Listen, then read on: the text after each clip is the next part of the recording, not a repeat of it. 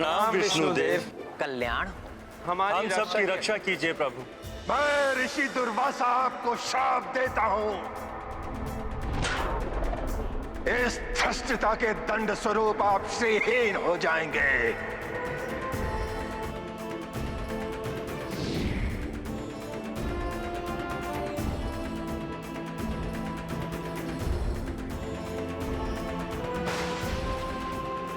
मुझे आपकी चिंता का कारण ज्ञात है, परंतु इसका निदान स्वयं श्री लक्ष्मी जी के देवलोक में पुनरागमन से ही संभव है। तभी आप अपने संपूर्ण ऐश्वर्य, वैभव और शक्तियों को प्राप्त करेंगे। परंतु ये कैसे संभव होगा?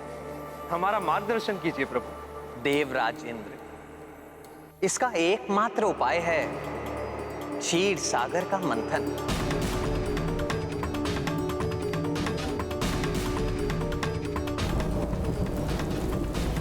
जिससे आप अनेक दिव्य एवं बहुमूल्य निधियों के साथ अमृत भी प्राप्त करेंगे। आप अमरत्व के भागी होंगे। हे प्रभु, आपके आदेश का पालन हम सभी देवताओं के लिए परम कर्तव्य है। देवलोक पर छाए संकटों के बादलों से उसे मुक्ति दिलाने के लिए हम हर संभव प्रयास करने के लिए तत्पर हैं। परंतु प्रभु, क्षीर सागर का मंथन कैसे होगा? क्षीर सागर का मंथन इतना सहज नहीं है देवराजन। उसके लिए आप देवताओं की उपस्थिति पर्याप्त नहीं। इसमें असुरों और दैत्यों का सहयोग भी चाहिए।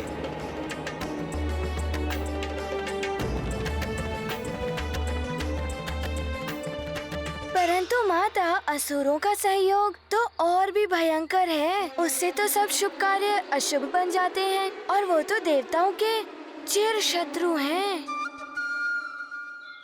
वो देवताओं की सहायता क्यों करते भला? ऐसे ही अनेक प्रश्न भी देवताओं के हृदय में भी थे। वो भी प्रभु वचनों से चकित थे, परंतु प्रभु का आदेश था। इस कार्य सिद्धि के लिए असुरों की सहायता अनिवार्य थी। इसीलिए देवताओं ने असुरों से संधि कर ली और सागर मंथन से प्राप्त होने वाली निधियों का बंटवारा करने का प्रण भी लिया। तो माता, क्या असुरों ने देवताओं के इस प्रस्ताव को स्वीकार कर लिया? हाँ पुत्र, असुर सागर मंथन के लिए प्रस्तुत तो हो गए, परंतु उन्होंने पूर्व में ही देवताओं से अमृत हरने की योजना गठित कर ली थी।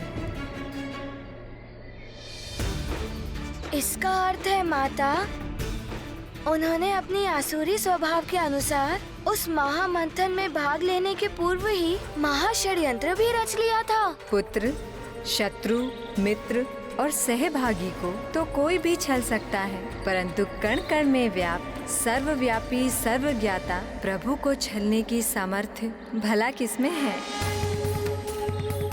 प्रभु को असुरों के इस योजना का ज्ञान था, परंतु प्रभु की सभी लीलाओं में कोई गूढ़ अर्थ एवं उद्देश्य निहित होता है, जिसका रहस्य उचित समय पर ही उजागर होता है। परंतु दुग्ध के समान उज्जवल विशाल क्षीर सागर का दोहन कैसे हो, ये विचार कर अति विशाल मंदराचल पर्वत को भी आमंत्रित किया गया कि वो इस मंथन में मथनी बने और नागराज वासुकी डोर बने, जिससे सागर मंथन संभव हो। परंतु माता, नागराज वासुकी के शीश की ओर से उन्हें पकड़ना तो संकटमय हो सकता था। तो फिर देवताओं और असुरों में क्या निर्धारित हुआ कि उनके दोनों ओर कौन रहेगा? तुम बहुत बुद्धिमान हो हनुमान, ये सत्य है। नागराज वासुकी के शीर्ष की ओर स्थित होने से मंथन प्रक्रिया में नागराज के मुख से प्रवाहित भीषण विष देवताओं को आहत कर देता, परंतु उन्हें ज्ञात था कि सरल आग्रह से असुर नागराज के मुख की ओर रहने के लिए कदापि सहमत नहीं होंगे। माता, इस संकट का समाधान कैसे किया देवताओं ने? शीघ्र बताइए माता, क्या हुआ? प्रभु विष्णु जी के सुझाव पर देवताओं ने असुरों से कहा कि श्रेष्ठता के अनुसार उन्हें नागराज के मुख की ओर रहने का अधिकार है। असुरों ने इसे अपना अपमान माना और हट करने लगे कि यदि उन्हें ये अधिकार नहीं मिला तो वे सागर मंथन में भाग नहीं लेंगे। यही तो देवता चाहते थे।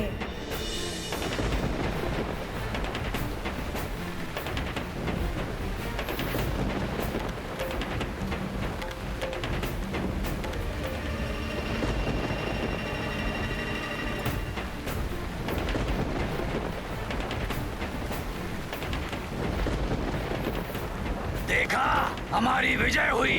नागराज वासुकी का मुख हमारी ओर ही आया।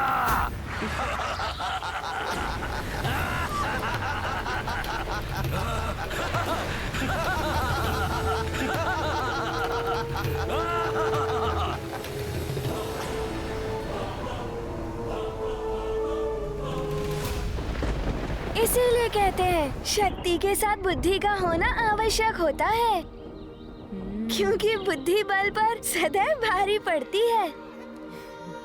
परंतु माता, ये सब नियत होने के पश्चात क्या हुआ? फिर वो दृश्य उत्पन्न हुआ जिसका शब्दों में वर्णन असंभव है। देवताओं और असुरों ने मिलकर क्षीर सागर का मंथन प्रारंभ किया। महानतम बलि की, महानतम बलि की, महानतम बलि की।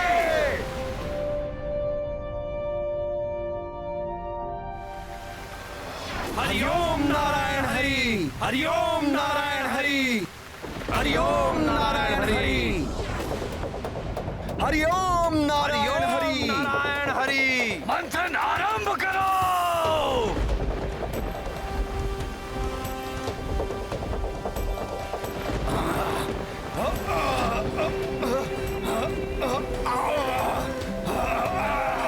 और बढ़ेगा। हरिओम नारायण हरि, हरिओम नारायण हरि। हरिओम नारायण, हरिओम नारायण हरि, नारायण हरि, हरिओम नारायण हरि, हरिओम नारायण हरि, हरिओम नारायण हरि।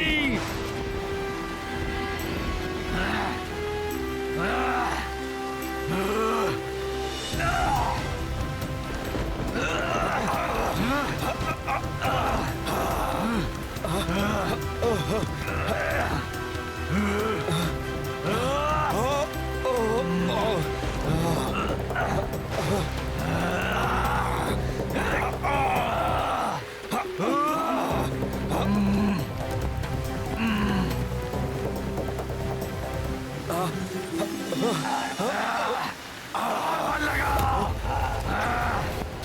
और बल लगाओ।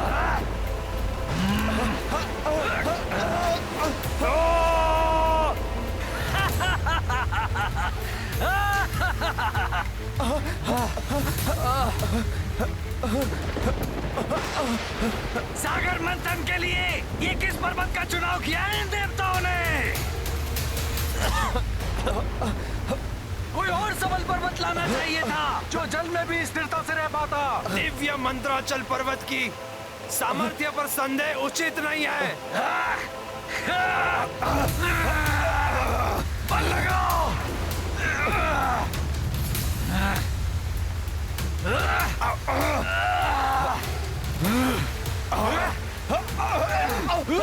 वो जल निमग्न हो रहे हैं क्योंकि हमने इस क्षीर सागर के अथाह जल में उन्हें स्थित करने के लिए कोई ठोस आधार नहीं दिया। हमारा श्रम और समय व्यर्थ करने से पूर्व ये सोच विचार करना चाहिए था देवताओं। पर दोष हमारा ही है। इन देवों पर विश्वास कर कर हमने घोर भूल की है। हरिओम नारायण हरि, हरिओम नारायण हरि, हरिओम नारायण हरि, हरिओम नारायण हरि, हरिओम नारायण हरि।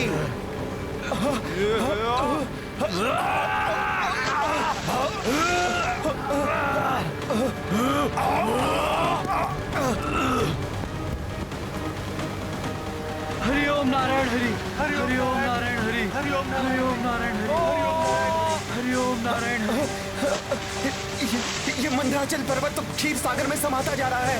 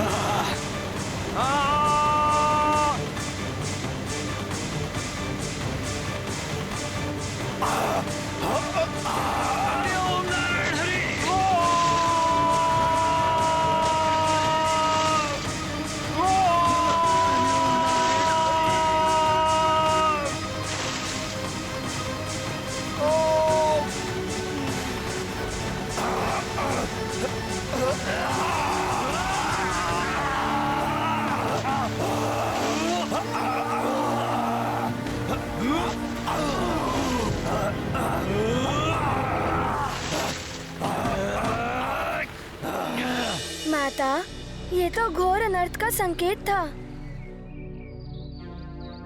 परंतु माता, प्रभु विष्णु जी की इसमें क्या भूमिका थी? उन्होंने कूर्म अवतार क्यों धारण किया?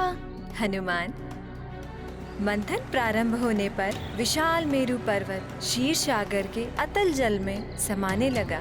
तब प्रभु विष्णु जी ने कूर्म रूप लेकर उस पर्वत को अपनी पीठ पर टिकाकर सागर मंथन को संभव बनाया।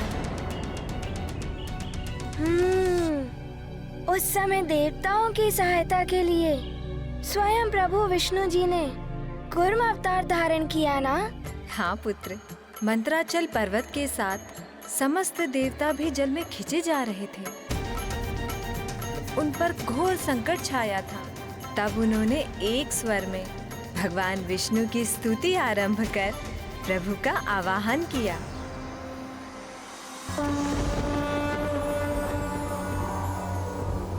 अजात जन्म सिद्धि संयमाय गुणाय निर्वाण सुभार्णवाय अणोरणिन्ने वर्गनिधामे महानुभावाय नमो नमस्ते। अजात जन्म सिद्धि संयमाय गुणाय निर्वाण सुभार्णवाय अणोरणिन्ने वर्गनिधामे महानुभावाय नमो नमस्ते। रूपं तव तत्पुरुषस्य भेजं श्रेयो निर्विवेदिकान्तिकेण योगेन धातः सरस्ति लोकान् पश्यामि मुष्मिन्नु भविष्यभूतो।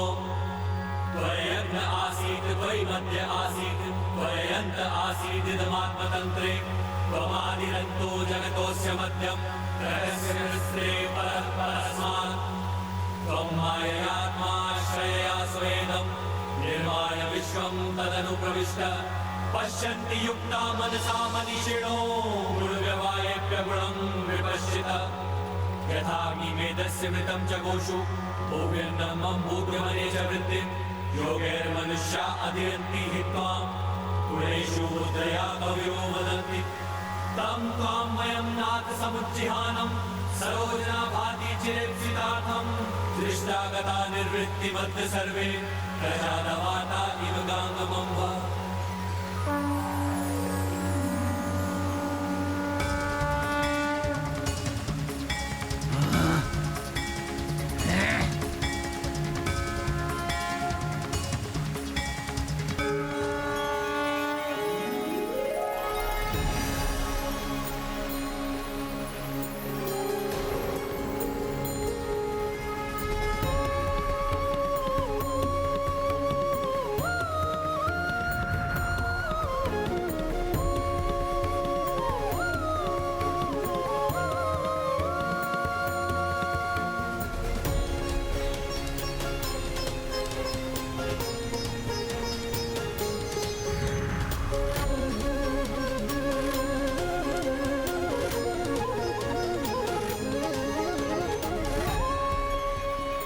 प्रणाम प्रभु नारायण।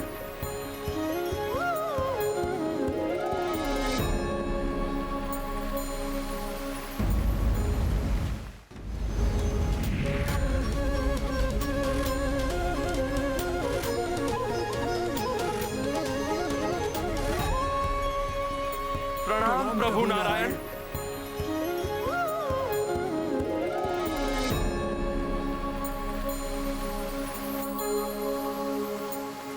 अत्यंत विचित्र बात है।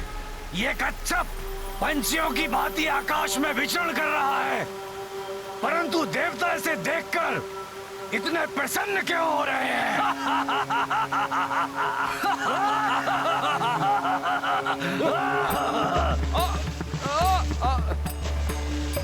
देखो, इस पर्वत की भांति इन देवताओं की पुनः बल प्राप्ति की आशाएं भी डूब रही हैं।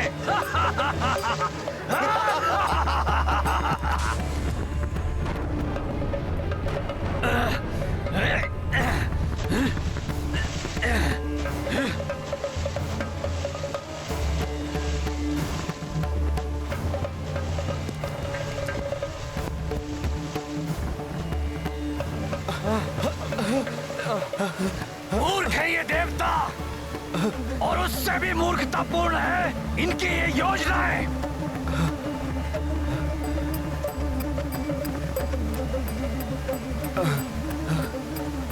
हे चराचर जगत के स्वामी, दिव्य कुर्म स्वरूप प्रभु नारायण, मंदराचल पर्वत को जलमग्न होने से रोकिए। हम समस्त देवता आपसे विनती करते हैं। मंदरा रसातल डूबत जाई, देव असुर सब जल में समाई। सूर तब हरि अरज लगाए, कूर्म रूप धरि विष्णु आए। भीम काय किए जब आकारा, पाए मंदरा चल आधारा। जब हूँ जगत पर संकट आवे, तब हूँ भगवंता ही बचावे।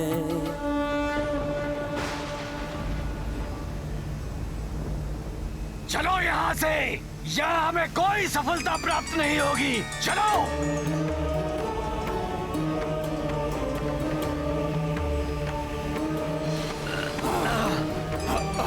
चलो।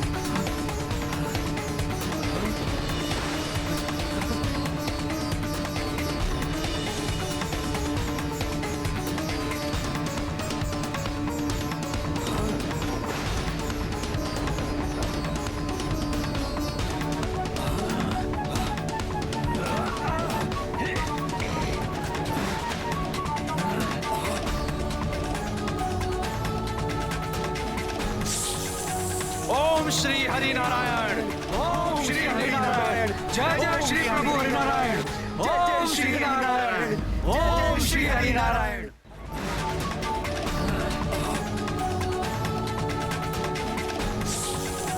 ओम श्री हरि नारायण, ओम श्री हरि नारायण, जय जय श्री प्रभु हरि नारायण, जय जय श्री हरि नारायण, ओम श्री हरि नारायण। ओम नमो भगवते महाकूर्माय नमः। कितना अद्भुत दृश्य हुआ होगा ना तब माँ। स्वयं प्रभु विष्णु जी ने कूर्म अवतार धारण किया और मंदराचल पर्वत को अपनी पीठ पर टिकाकर उन्हें डूबने से बचा लिया। फिर क्या सागर मंथन सफलतापूर्वक पूर्ण हो पाया? प्रभु विष्णु जी जब स्वयं सहायक हो तो कार्य सिद्ध होने से कौन रोक सकता है पुत्र। मंदराचल पर्वत प्रभु का अवलंब पाकर स्थिर हो गया और मथरी के रूप में सागर मंथन का सर्वोत्तम साधन बने। अच्छा माता, तब तो सागर मंथन प्रारंभ होने के कुछ ही समय उपरांत अमृत भी प्राप्त हो गया होगा ना? पुत्र हनुमान, ये मंथन हमारे जीवन के विभिन्न पड़ाव में हमारे अंतर्मन में होने वाले मंथन के समान था। अंतर्मन अर्थात हमारा मन। हमारे मन में भी मंथन होता है माता? हाँ पुत्र, नागराज वासुकी रूपी हमारी इच्छाएं सागर मंथन के देवताओं और दानवों के समान है। हमारे मन में बसी अच्छाइयों और बुराइयों के बीच झूलती रहती है और मन की गहराई में छुपे अनेक विचारों और भावनाओं को ऊपर ले आती है। सर्वप्रथम उत्पन्न अशुभ विचारों को त्यागने से हमारे मन में अमृत रूपी पवित्र विचार शेष रहते हैं, जो हमें जीवन में आत्मिक शांति और परम संतोष देते हैं। इसका अर्थ है सागर मंथन में सर्वप्रथम अशुभ एवं हानिकारक वस्तुएं प्रकट हुई। हाँ, इतनी भयंकर वस्तु पुत्र जो समस्त संसार का विनाश कर सकती है।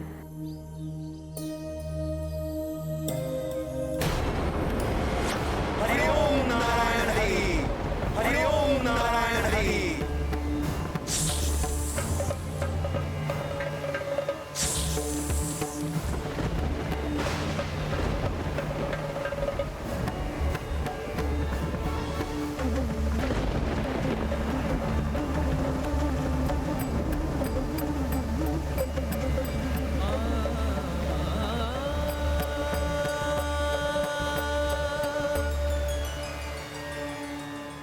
कठिन परिश्रम और प्रयत्न करने वाले को ही सच्ची सफलता प्राप्त होती है।